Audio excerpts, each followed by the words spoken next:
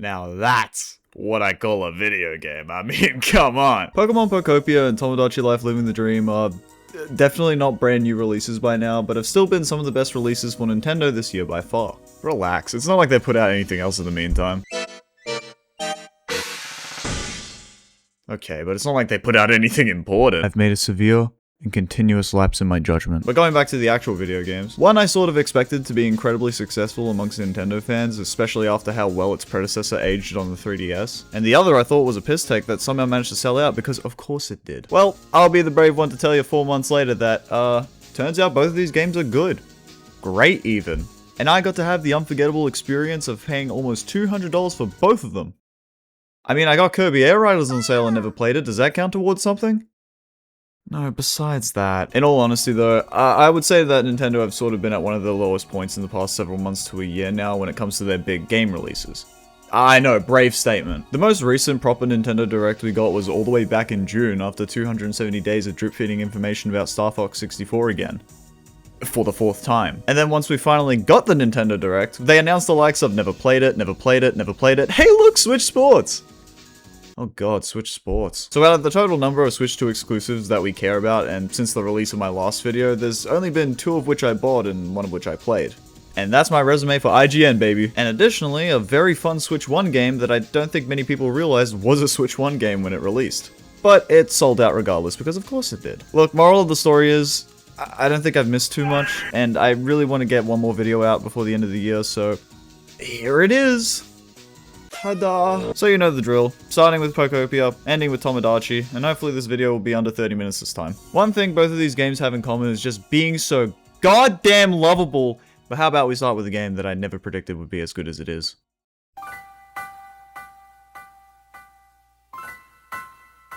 Any Pokemon. You've heard of Pokemon, right? Yes, I've heard of Pokemon. Okay. Luigi? I'll be completely honest.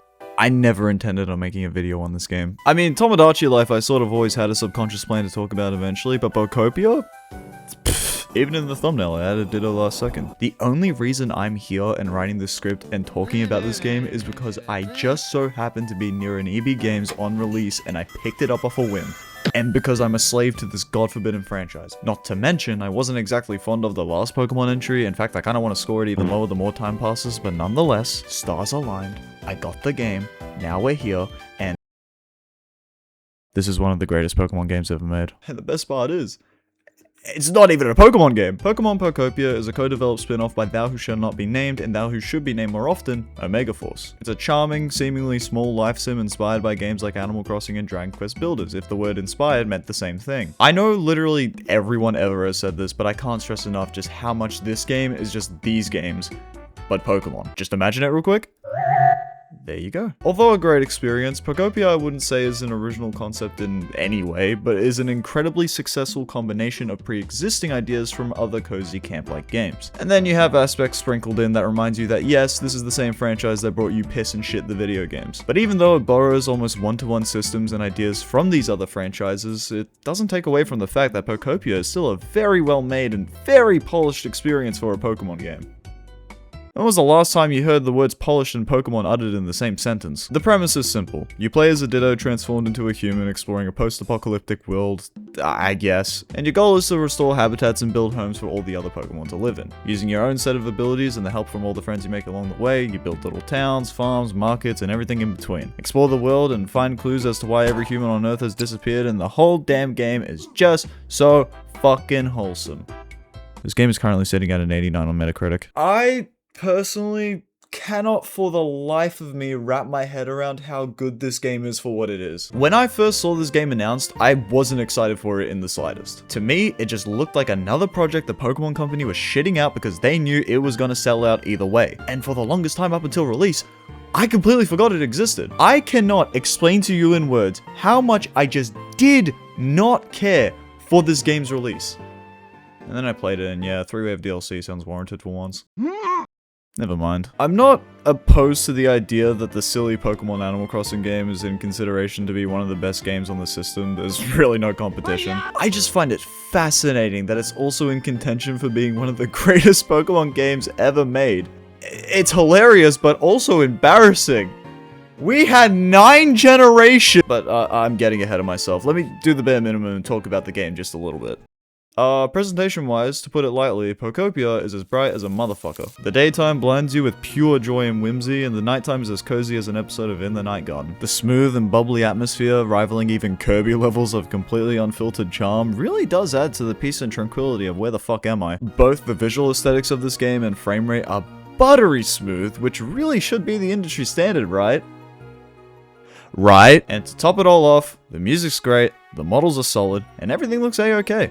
1 point to Pokopia. Earlier I said this game was a seemingly small life sim because obviously I don't know what the word small means. The thing that surprised me the most about this game is just how much content there is. I mean, I should have seen it coming. It is an open world experience. I kind of need a lot of content to fill out the game. But it's Game Freak. I really wasn't expecting anything good. This game is split into 5 major locations in the base game, 4 of which are used to progress the overarching narrative, help expand your abilities and the general mechanics of the game, with the 5th one being used as your main hub world of sorts to share online.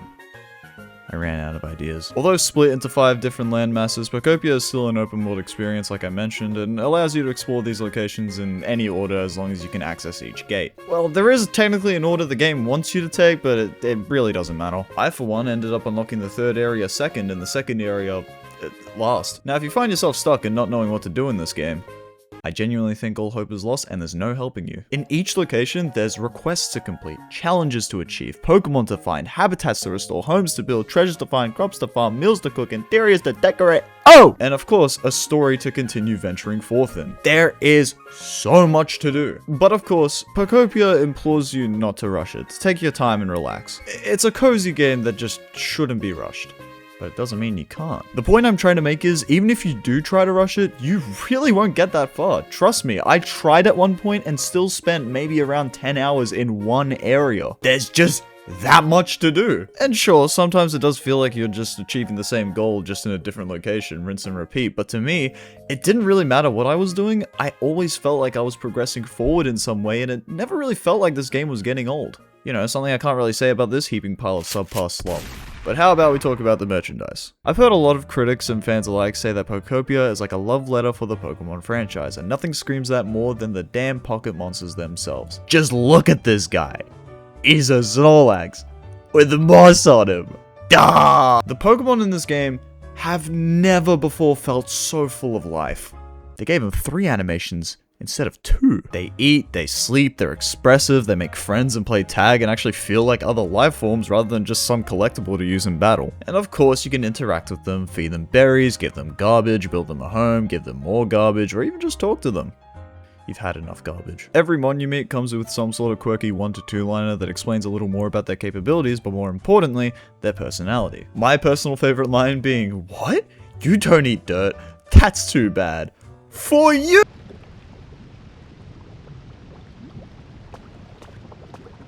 Additionally, the Pokemon can occasionally come running up to you instead, either giving you advice or to simply show their appreciation by handing you their leftovers, or if you're feeling extremely lucky, the garbage you handed them!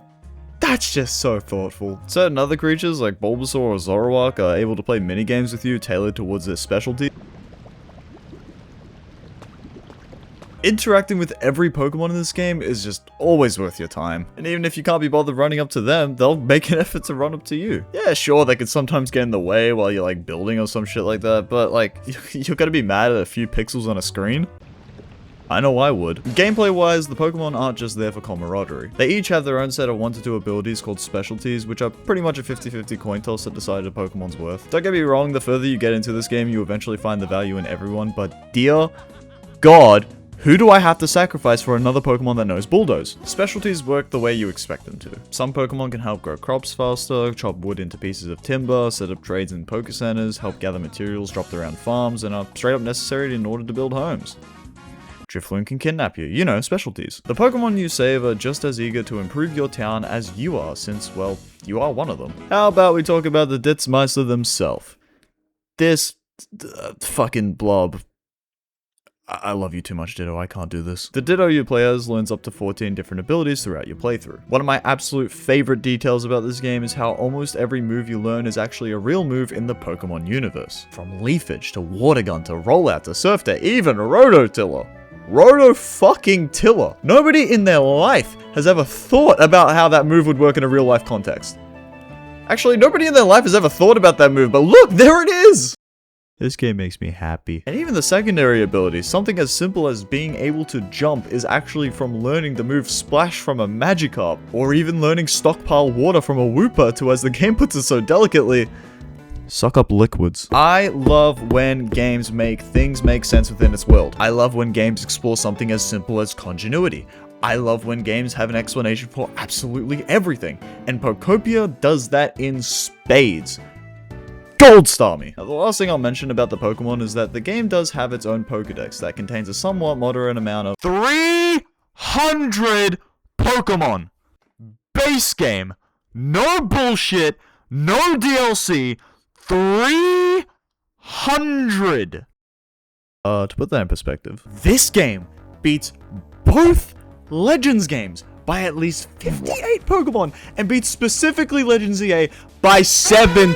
The Dragon Quest Builders Pokemon spin-off beat 2 mainline Switch titles of the same fucking franchise. What's the excuse? There's no excuse anymore. There's nothing. Okay, but maybe, just maybe it isn't fair that I'm comparing, you know, Pokopia, the wacky spin-off title, with half the budget, better graphics, more animations, a better story, more Pokemon, and the same if not more amount of content as the last entry for the same price without needing to sell DLC before the game even released. I mean, I can compare it to Scarlet and Violet if it makes you feel any better. The argument won't change much. See what I mean by embarrassing? It's absurd. I mean, I'm happy that Pokopia is just as good as it is, but fuck, we're never getting a good Pokemon game again, which it's never gonna happen. It's never gonna happen. It's the fucking game. Alright, comment section that I don't have. I've heard you. I've been way too positive towards Pokopia so far. Let me be miserable real quick. Even though this game might be all sunshine and rainbows, it's not all sunshine and rainbows. You fucking hear me? One of Pokopia's biggest selling points is being able to build whatever the hell you want. You build things by either placing down a prefab kit and gathering all the necessary materials and Pokemon to build it, or you can do things the fun way and inhale and spit out blocks into place and build things by hand. Wait, Ditto's inventory is that he keeps it all in his... Oh! Wait! That's genius! We're never getting a good Pokemon game again. The game will automatically register any 4x4 plus grid with a door as a house, and is able to hold up to 4 Pokemon plus yourself if you wanted to live with them. Now, why would you ever want to do that? But there is a chance Pokemon can reject living in certain conditions if it doesn't suit their needs, so you'll need to place all sorts of decor, furniture, etc., and really make it a comfortable living arrangement for your Pokemon to enjoy. I built the equivalent to low-income housing, but I have my reasoning. For as good as this game is, this is what I consider one of Pokopia's only issues gameplay-wise, but really is just a little nitpick. So, fuck man, hold on to your panties. The hands-on building system can be very finicky. Like, it works, it does take some time to get used to, but it can kind of just be janky at times. Having to rotate the block before placing it down, and if you mess up, you have to either go back and pick it up, or if you can't, you have to break it, which can accidentally break the blocks around it. It's bleh. Sometimes I found when building the roof to some houses that Ditto would just magically reach to a pixel in the ceiling and just rip off an entire tile when I was just trying to pick up the object right in front of him.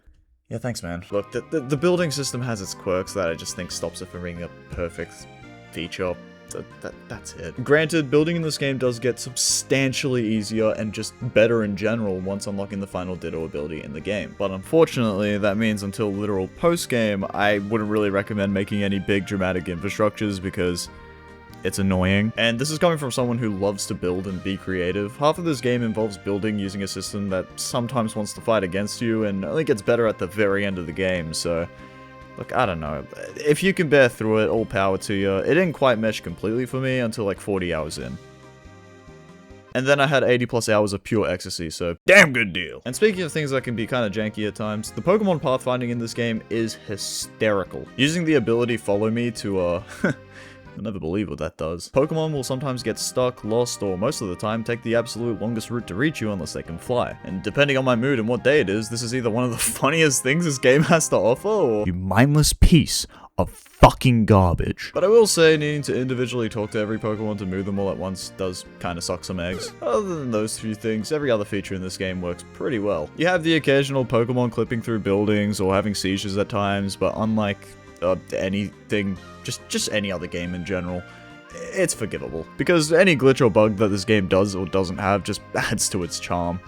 I can't escape that word when it comes to Pokopia. I love how the title screen displays random photos that you've taken across your journey. I love how there are so many aspects from other traditional Pokemon games that are referenced or recontextualized for this one. I love how even between loading screens, you can press A to make Ditto jump.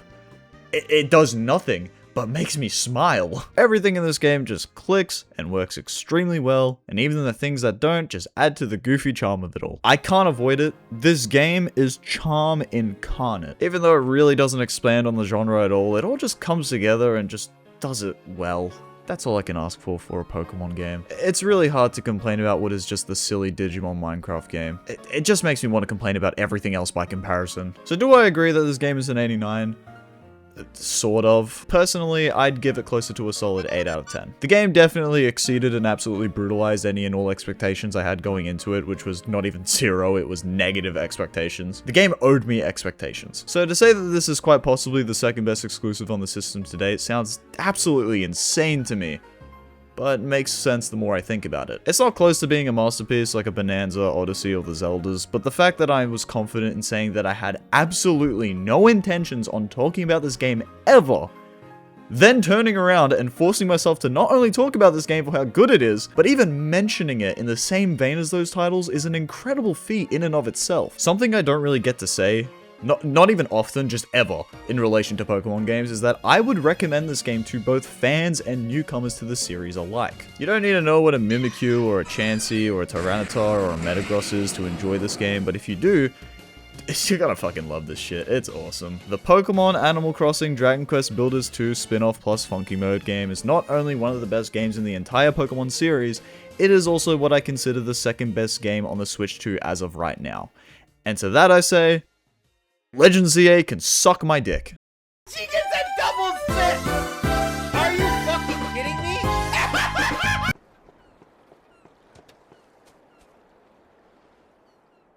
God, I love this game. Here's a little secret.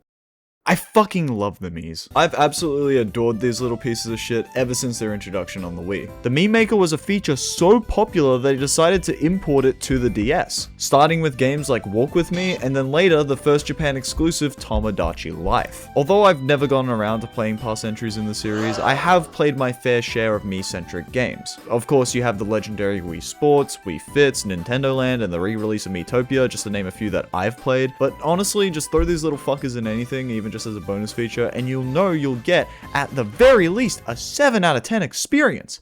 It's guaranteed! What the hell's a Switch Sports? Before this game even released, Tomodachi Life Living the Dream really had no sign of failure. It had its own direct, which created its own viral mascot, and a welcome demo that was so universally praised that the whole game leaked onto PC. But does the game still hold up with its initial hype? No, but is it still a good game? Yeah, it's pretty good. I feel like for the first time in the now trilogy, Tomodachi has now finally developed its own cartoonish identity. Visually speaking, for me, past entries of the Tomodachi series kind of come across as, this is what the game looks like on this system, and that's it. They've never really gone for a unique aesthetic with its presentation. Actually, all Mii games sort of lack their own personalities and just kind of look like a sign of the times sort of sitch. But for this entry, I can see that they went for a playful, minimalist aesthetic. Pokopia did it first, who cares? It might not seem like I'm saying much here, but just compare it to the last one and you get my point. And I'm not saying Mii-centrics all have to have a distinct visual identity, I just appreciate that this entry actually got one in general. I like it a lot, I'm a big fan. That's it. Now you can't really talk about anything else in this game without talking about the customization first.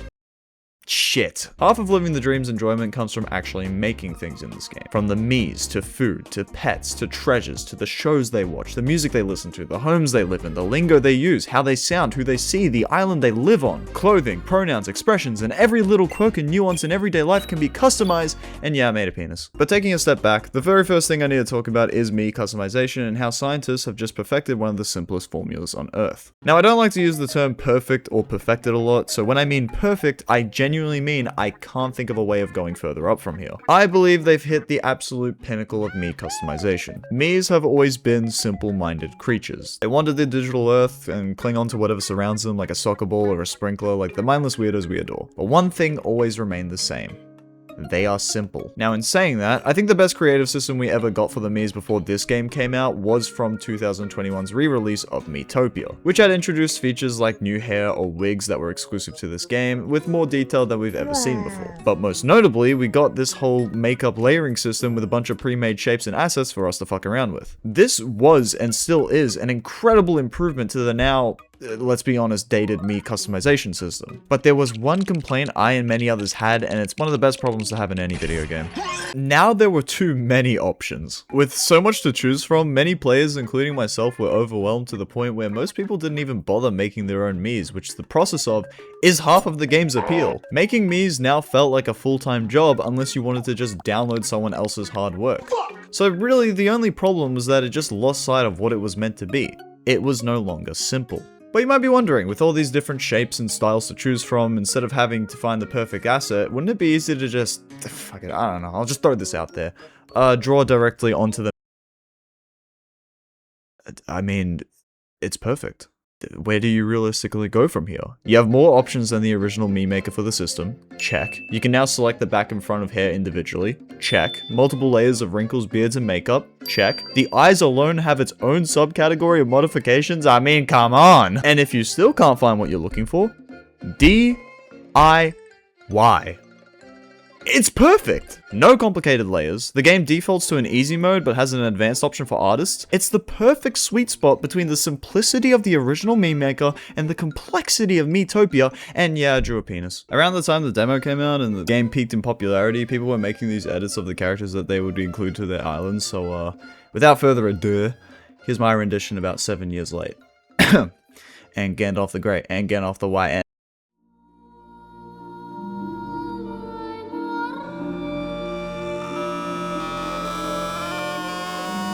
I got me, my good friends, the Meng and Madman. I have the three deities of death in Anton Shigeru, the Lich from Adventure Time, and of course, Susan the Destroyer. I mean, I know everyone loves Hugh Morris, but we can't forget about the legend himself. I also made me. Wait a minute. I got Sybil from Pseudo Regalia, 1980s Gamer, Diane Foxington. Chester Stone, bitch! I made Elf and Daisy, and you know exactly why. Jessica Rabbit and Brock Lesnar, specifically from 2002. A Pibble, a Goblin, and a John Tanner from my favorite game of all time, 2011's Drive to San Francisco. Bear 5. Olivia from Sun and Moon, Fabian from Pulp Fiction, Zosha from Pluribus. I made that one guy with jigsaw face paint that I put at the end of my last video. I have no idea what his actual name is. Xavier, Renegade Angel, Postal Dude, and the protagonist from Cruelty Squad. Tugboat, Mozzie, and Diddy Kong. Reset the counter. Abba from Guilty Gear, Alyssa from Tekken, and some chud by the name of Truth Nukem. Fun fact, he's only into men. Armenian Corey, the Silent from Slay the Spire, and Debbie from that one scene, you know, where she starts crying and shit. And then later on, the Meng and Elf and Daisy had a daughter. I'm not gonna talk about it. And that's my growing Topia Island. You may now sleep peacefully knowing all of that. Of course, you still have the stupid robotic TTS voice engine with more options than past entries, like that's ever gonna change, and that should never change. I wish more Mii-centric games actually had this feature to some degree. It's too iconic at this point. We also got the inclusion of pronouns and dating preferences. Yeah, thumbs up, no notes. You make everyone gay now, that's funny. Actually, one major feature that surprised me the most was the island dictionary and being able to customize the island lingo in general. Not only would your Miis use these phrases in everyday purgatory when casually communicating, but the game is completely uncensored. I repeat, the game is completely uncensored. You can type the most evil, foulest shit possible, and the Miis will say it with a smile on their face. Now, for being a Nintendo game, that's insane. I would have never predicted a Nintendo first-party game to be completely uncensored. The last entry on 3DS had censorship. This has nothing at all. And it's beautiful. Obviously, to combat this and still keep the game a PG and not a Sims M, Nintendo removed any online features such as built-in video sharing, but more importantly, being able to download other people's creations online. Personally, I'd make that deal. Think about it this way. Now players are pretty much forced to explore all the game's features, increasing playtime, but maybe some people who don't really consider themselves the creative type will find some newfound love in making freaks. Damn good deal. Yeah, I made the same reference twice in one video. What are you gonna do about it? punk. So really, I for one am not upset that they had to remove downloading Miis from the game. Others might be, and I completely understand. But now the Miis can say fucking gay sex and dick balls and I don't know anything Vivsy Pop has ever written. One of my favorite new features in TLLTD are quirks. When I first saw them in the Nintendo Direct, I'll be honest, I thought it was a little bit of a cop-out. Congrats, you leveled up a Mii. What do they get? Now they can do whatever this is. It kind of felt like something that should have been in the customization options to begin with, not something that you would have unlocked over time. But the more I kept playing the game and the more quirks I kept unlocking, I grew to appreciate them more and more. This game is just a dumb, fun, stupid sandbox sim with the most fucked up abominations one can only dream of, and this just adds to its absurdity and lovability tremendously. I got to give myself a hunchback like in real life. Other leveling up features are still here, like unique gifts or items that add to their personalities, or giving them expressions to say in the midst of sentences. Look, just to get this out the way, the only other big feature aside from downloading Miis I think they removed since the last entry was anything to do with singing. So that includes song preferences, rap battles at the fountain, and the concert hall have all been eviscerated. Which, yeah, I'm a little disappointed by, but with the amount of new features that they've added, I'm not too devastated. For everything missing from the last entry, there's like 10 new things to cover. So yeah, take some fucking notes. And ladies and gentlemen, we are still not done with the customization in this game. There's a very special building called the Pallet House, which can be unlocked about an hour or two into the game, which allows you to make absolutely everything and anything you want. Can't find the right clothing for your characters? Make it yourself. Want to give a Mii a treasure they'll appreciate but can't find anything to match their personality? Make it yourself. Want to give a Mii a little buddy to run around with? Alright, you get the point. Again, I can't stress enough how everything and anything can be customized and anything and everything is completely uncensored. What a beautiful combination to be abused. And finally, there's the island itself. The land, the buildings, the homes, outdoor seating, gardens, vending machines that the Miis keep insisting I buy for them, you bastards. There's one right fucking there! But yeah, truly, you can't spell Sims without M-I-N-S. The land itself is completely free to expand upon, and once reaching 35 Miis, you unlock the maximum amount of expansion available for your island, so go nuts. I honestly haven't played around with this feature too much, but I've seen some people make some crazy shit like whole castles or playgrounds, the Smiling Friends HQ, propaganda, the Twin Towers pre and post 9/11. It's very impressive what people can come up with, and yeah, rules of 3. Alright, time to finally talk about the gameplay side of things. The other half of Tomodachi is devoted to simulating and playing God. And there's nothing really much more to it. It's exactly what you expect. You pick them up, place them down, and watch them go. It's exactly like that one episode of Adventure Time, All the Little People, except maybe don't do what, Finn did in that. Sticking to the sandbox regime, money is the only limit this game has, but is so easy to accumulate. Once a day, every time you hop on the game, all the Miis chip into the fountain and donate to your cause, so no need for a long-ass cutscene showing everyone's donation like the last game. And the more Miis equals the more money to play around with.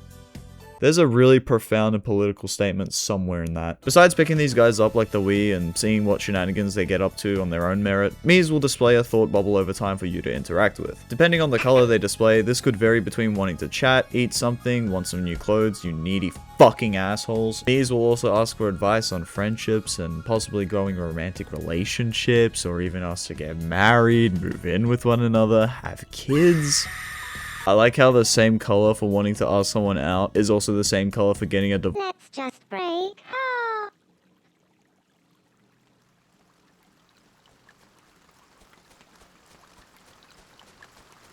You really don't know what the fuck you're getting into in this game. Pretty much everything else from the last installment regarding Mii interaction and simulation here, except for anything to do with singing like I mentioned earlier. And that includes the various minigames you can play with your Miis. Some returning from 3DS like Moving Cups or Shadow Quiz, which has been made even better because now they can use the objects and Miis that you make as possible answers. Sure? But some notable new ones in this game are Squid Game reference, Pixel Quiz, and bowling. I like the bowling one. And that's pretty much it. Yep. The entire game. Look, as much as it pains me to say it, there's a pretty obvious reason why this game had only 2 weeks of fame. For being a very charming, very absurd sandbox simulation game, there's a notable lack of content here. And that's not necessarily because they didn't try adding enough, but it's kind of the way the game's designed. The whole game hinges on the fact that you get to customize anything and everything, but once it comes to simulating the things you've created, About 5 to 10 hours in, you'll start to see the same cutscenes play over and over, with the only thing changing being the dialogue ever so slightly and who's involved in them. Like, the first time it's funny, the second time it's tolerable, and then by the third time you're already skipping cutscenes, which take up like a third of the game. And this applies to everything. Me's talking to one another, interacting with objects, the dream sequences, even the mini-games get repetitive because there simply isn't enough variety of them to keep your attention after a while. Except I will never skip the bowling one. I like the bowling one. You motherfucker. The first time you do anything in this game is a novelty. It's delightful. But once you've seen something once, unfortunately you've seen it all. I can't believe I'm about to say this, but take the other game I talked about already in Pokopia, for example. It's an open world game with sandbox-like elements you can sort of compare to in Tomodachi. At least in Pokopia, there's always an overarching goal to achieve unless you want to take a break and just chill out with the Pokemon for a bit. And sure, in Tomodachi you can always try to level up each Mii and upgrade the fountain to level 100, or even get the few trophies this game has, but there's no incentive to do that at all. It's sort of just there as a bonus for existing. The point I'm trying to make is Tomodachi Life has never really been a game to play in one whole succession, which is what a lot of people, including myself, did within the first few weeks. Living the Dream is the perfect game to just hop on for 30 minutes to an hour, make a Mii, feed your creatures, waste time for a bit, and then hop off. In comparison to Pokopia, which I would say you can comfortably play for several hours at a time and easily get addicted. But if you find yourself getting addicted to Tomodachi, you'll realize it's no more than a 2-week phase. But damn it, it's a really good 2-week phase! Think about it this way. By definition, Tomodachi Life Living the Dream is the perfect me-centric game. What's the definition? I don't know, I made it the fuck up. This game was never intended to be some sort of video game masterpiece, a complete breakthrough and milestone in sandbox and simulation games that will rupture your eyeballs in its pure perfection and make your ears explode when you hear its symphony. I want to think this is what heaven sounds like. I only ever imagined that this game would be big amongst Nintendo fans, but it quickly rose to the mainstream for a bit. Living the Dream got way more popular than most people ever expected, and that's pretty impressive to think about for what started off as a glorified tech demo. I am beyond grateful for what Tomodachi Life is, and I wouldn't be surprised if it ages better than most games on the console. It's the perfect game to pick up and play at any time and just turn off your brain. So what is the definition of a me-centric game? It has Miis, they do things, and you know you'll get, at the very least, a 7 out of 10 experience. It's guaranteed. And that's time. Did we get under 30 minutes? Overall, really good filler games. Absolutely worth your time if you got the clams to spend on it, but Christ Nintendo, I was fucking around at the start. Can we get the real ones now? Huge, ginormous thank you to everyone for the, holy shit, 200? Dude, that's like, oh my fucking god, we're almost there. I can't fucking believe it, we're almost there. Thank you guys so much for the support over the other videos. Trust me, I've been reading everyone's comments and I'm happy you guys are enjoying these pseudo review slash rant slash whatever it's devolved into videos. I don't even know what to call these. I will admit though, these videos do take a while to make by my little lonesome self, so there probably won't be another video until... yeah, but I thought it'd be better to give you guys a heads up instead of making a post in a year from now saying I still exist. But as always, thanks for watching. And if you're still thinking about supporting me, don't. Instead, go check out my good friend The Mang on Instagram. He was this guy in the video. He draws and makes some cool stuff sometimes, but only sometimes though. Not all the time. So go check him out. There's also Madman, aka Terminal, who hasn't posted anything yet as of the making of this video because he's extremely shy and nervous, but maybe if I shout him out, he'll make his first post. Right now. Okay, I think that's everything. See you guys probably next year. Hopefully.